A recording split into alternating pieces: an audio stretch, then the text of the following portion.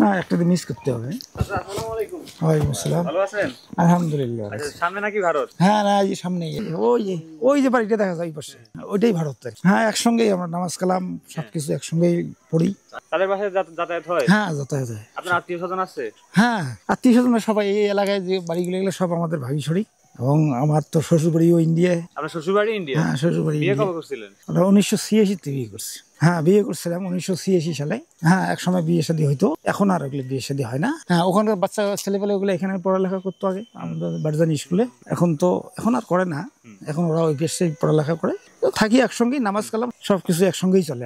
আসলে সবচেয়ে বড় কথা হলো কি, ওরা তো কাঁটাতারের 150 গজের বাহিরে ভারত। ওরা মনে করেন 45 এইরকম 46 ঘর হবে, আমরাও 40-42 ঘর আছি বাংলাদেশ। আসলে আমাদের প্রত্যেকটা ফ্যামিলির, আমার বাবা যেমন বাংলাদেশে, আমার চাচা ভারতের, বাংলাদেশের প্রত্যেকটা ফ্যামিলির সাথে ভারতের প্রত্যেকটা ফ্যামিলির সাথে একটা রক্তের সম্পর্ক আছে। যার কারণে আমাদের একটু তরকারি লেট হলেও ওদের বাড়ি থেকে একটু তরকারি আনি খাই, ওদেরও একটু হলে আমাদের এখান থেকে তরকারি নিয়ে যা খায়। এইরকম একটা বাঁধনে আমরা দীর্ঘদিন থেকে আসছি। হয়তো বা অন্য জায়গায় ফেতনা ফাসাদ সৃষ্টি হয়, এই ধরনের অতটুকু মানে বড় ধরনের কোনো ফেতনা ফাসাদ নাই। লবণের অর্থাৎ কি, যেমন এখন ওদের বাড়িতে একটু ভালো সবজি পাক করলো, আমরা করলাম যাই তো আমার তরকারি একটু নিম আছে যা খেয়ে আসি চাচার বাড়ি। এখন চাচা তো ভাই আসিয়া খাইলো, এবং ওদের বাড়িতে একটা বিয়ের অনুষ্ঠান হলো, তারপরে ওরা আমাদেরকে দাওয়াত দেয়। আমাদের বাড়িতে একটা বিয়ের অনুষ্ঠান হলো, যে কোনো অনুষ্ঠান হলো ওরাও শরিক থাকে। আমরা যেহেতু কাঁটাতারের উপাসে যাইতে পারি না, কি কারণে, ওখানে ওদের ভোটার আইডি কার্ড দেখে যাওয়া লাগে। ওদের প্রত্যেকটা লোক ভোটার আইডি কার্ড দেখে যাওয়া লাগে।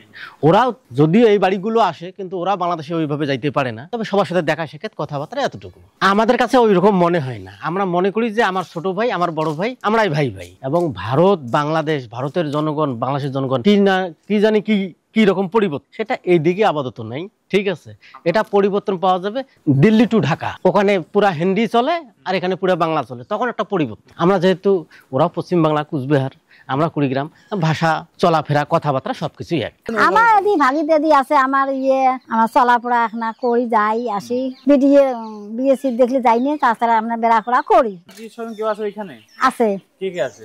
আমার ভাসুরের জেঠা শ্বশুরের বেটা টেটা হইলে, বউটো হইলে আছে। কম যাই হঠাৎ মাঠাৎ। আমার গোষ্ঠী গুড়ি সবাই ইন্ডিয়া, আমার বাংলার, আমার স্বামীর বাড়ি বাংলা। আপনারা কি বিয়ে দিচ্ছে এখানে?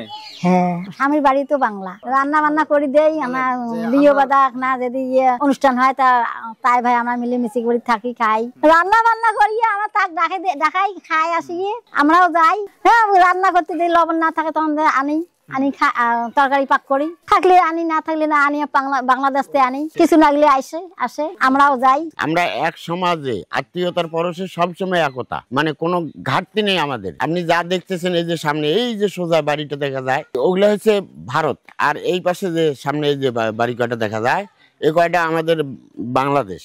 আমরা বাঙালি, কিন্তু সমাজটা একতায়। এখানেও ঝগড়া ঝাঁটি বা বিয়ে শাদী যাই কিছু হোক, একটা অনুষ্ঠান হলো এরা আমাদেরকে কল করে, আমরা যাই, ওদেরকে আমরা আনি। কিন্তু এটা আমাদের স্থানীয়তার জোরে করি আমরা। মানে আগে যে এটা তো বাংলাদেশ স্বাধীন হওয়ার পর এই ঘটনাটা তো ঘটে না সচরাচর, কিন্তু স্বাধীন হওয়ার আগের পর্বে সবসময় ওই দিকের বিয়ে শাদীর ব্যাপারে যদি আলাপ আসে, তাহলে এই দিকের ছেলে হলে ওই দিকের মেয়ে হবে, আর ওই দিকের মেয়ে হলে এই দিকের ছেলে হবে, এইভাবে ঘটতো। কিন্তু ইদানিং যে আন্তর্জাতিক আইন দেখাইছে, এখন সরকারি আইন তো মানতে হবে, আইনের ঊর্ধ্বে কেউ না। তা আমরা ওই হিসেবে এখন সব বন্ধ আর কি, এখন আর কোনো ঘটায় না। বা ভালো, আমার বাপ আছে, চাচা আছে, নানা আছে, খুড়ে আছে, একের অপরের সাথে সবসময় আমরা মিলিত। তাহলে এখন দেখা গেল আমার চাচা বা আমার বড় ভাই একটা আয়োজন করছে, আয়োজনে এখন আমাকে একটু করে যদি মাংস আমার খাওয়ার হাউস থাকে, আমাকে তো খাওয়াবি ওনারা, আর আমরাও তদ্রূপ অতটুকুই করি, এর বেশি কিছু না। আমি ডাক দেবো যে আমার মামা আছে, আমি কল করবো বা